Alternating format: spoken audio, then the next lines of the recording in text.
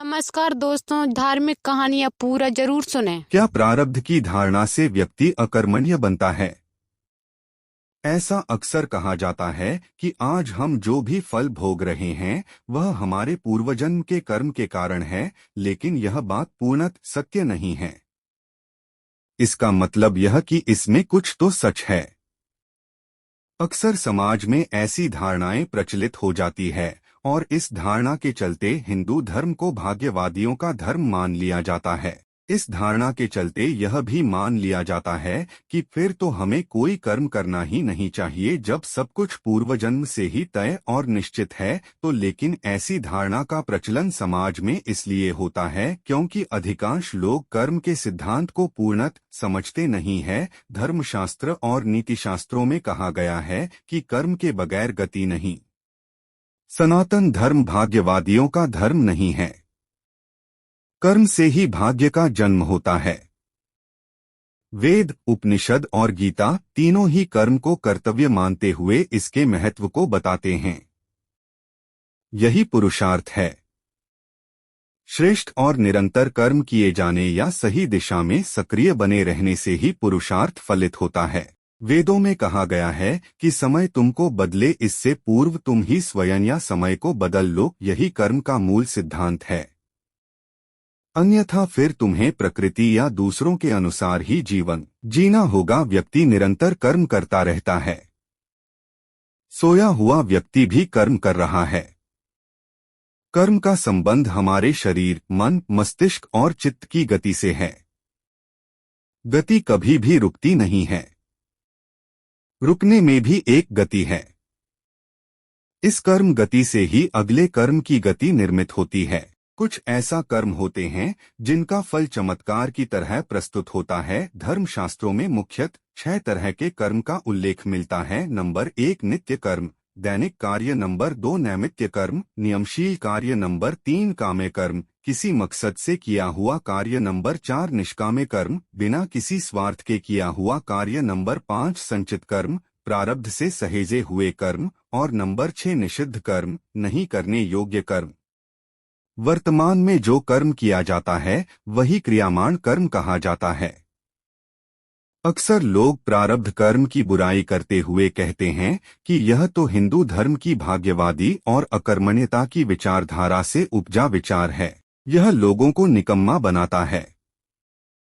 इसके जवाब में पहले यह जान लेते हैं कि प्रारब्ध कर्म क्या है, क्या होता है। प्रारब्ध कर्म हम जो भी कर रहे हैं, जैसे सोचना, देखना, सुनना, समझना, रोना, हंसना और अन्य कर्म करना, उनमें से कुछ हमारी आदतें बनकर संचित होने लगते हैं।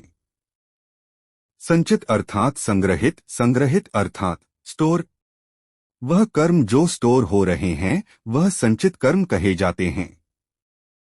बार बार एक ही कर्म या कार्य करने से वह कर्म या कार्य स्टोर हो जाता है।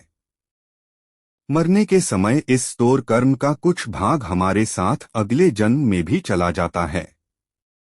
वही भाग प्रारब्ध कहलाता है। जैसे किसी व्यक्ति की पिछले जन्म में एक टांग टूटी थी और उसने यदि अपने पिछले जीवन का लगभग 10 साल एक टांग पर ही गुजारा है, तो वह इस जीवन में अपनी एक टांग को लेकर अजीब ही स्थिति में रहेगा।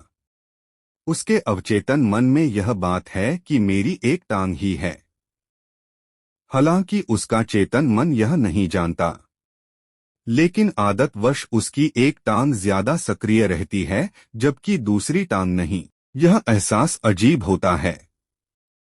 दूसरा उदाहरण यह कि यदि किसी व्यक्ति की पिछले जन्म में उसकी किसी घटना, दुर्घटना आदि में समय से पूर्व मौत हो गई है, तो निश्चित ही वह वैसी परिस्थिति से अक्सर डरा हुआ रहेगा जिस परिस्थिति में उसकी मौत हुई थी। तीसरा उदाहरण, यदि किसी व्यक्ति को किसी भी प्रकार का रोग हुआ है तो वह उसके द्वारा किए गए पूर्व कर्म का ही परिणाम है। कैसे? उसने निश्चित ही अपने शरीर का ध्यान नहीं रखा, अनावश्यक खाद्य पदार्थों का सेवन किया होगा या कोई संक्रमित भोजन व पानी को ग्रहण किया होगा। हालांकि आप पूछ सकते हैं कि किसी व्यक्ति के सिर पर अचानक कहीं से पत्थर आकर लगे तो यह उसने कौन सा कर्म किया होगा जो पत्थर लगा।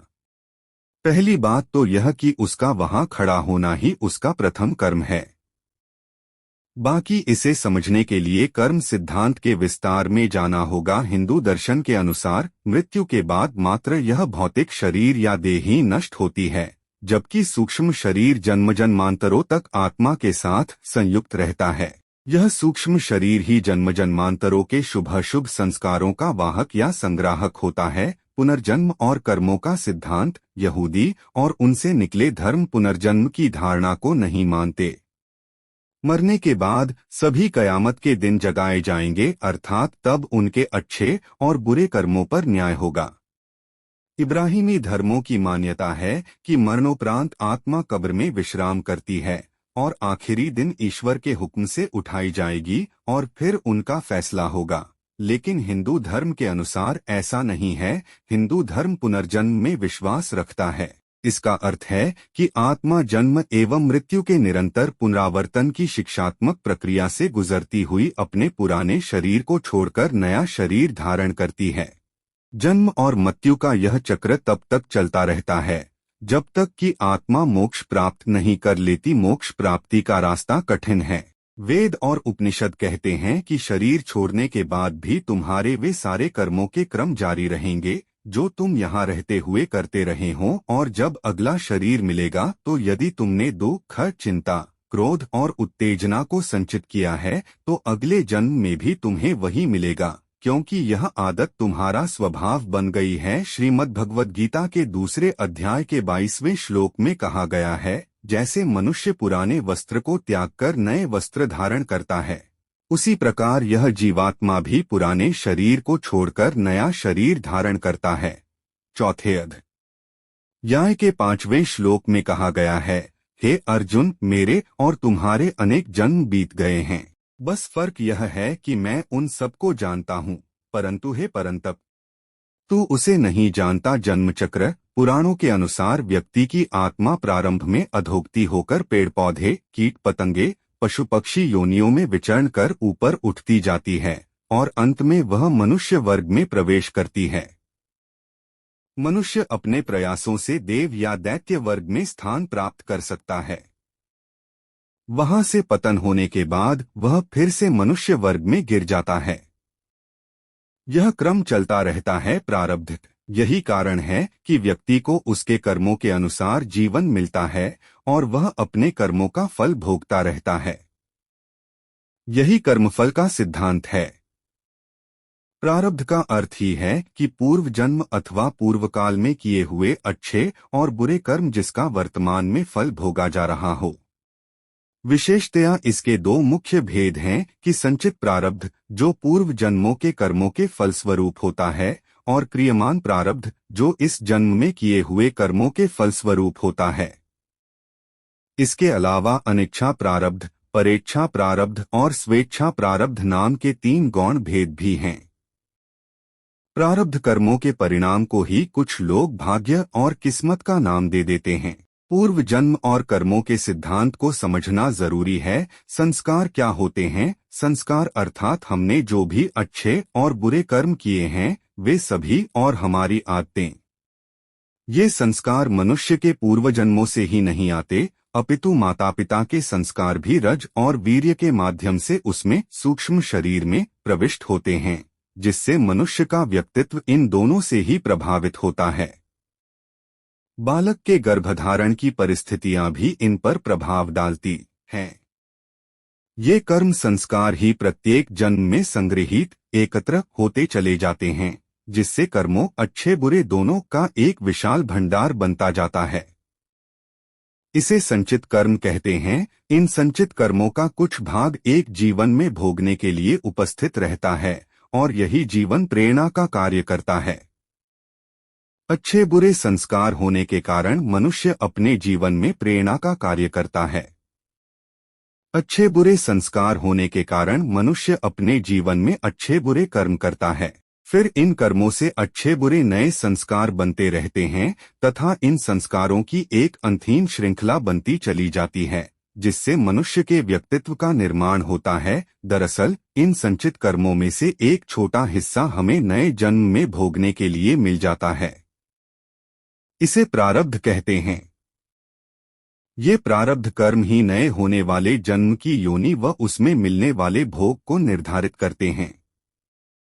फिर इस जन्म में किए गए कर्म, जिनको क्रियमाण कहा जाता है, वह भी संचित संस्कारों में जाकर जमा होते रहते हैं। जिस तरह से चोर को मदद करने के जुर्म में साथी को भी सजा होती है, ठीक उसी तरह काम्य कर्म और संचित कर्म में हमें अपनों के किए हुए कार्य का भी फल भोगना पड़ता है। और इसीलिए कहा जाता है कि अच्छे लोगों का साथ करो ताकि कर्म की किताब साफ रहे। जिस बालक को बचपन से ही अच्छे संस्कार मिले हैं, उसका कर्म भी अच्छा ही होगा और फिर उसके संचित कर्म भी अच्छे ही होंगे। अलगे जन्म में उसे अच्छा प्रारब्ध ही मिलेगा। दोस्तों, ऐसे धार्मिक कहानियाँ जानने के लिए हमारे YouTube चैनल को लाइक और सब्सक्राइब करना ना भूलें।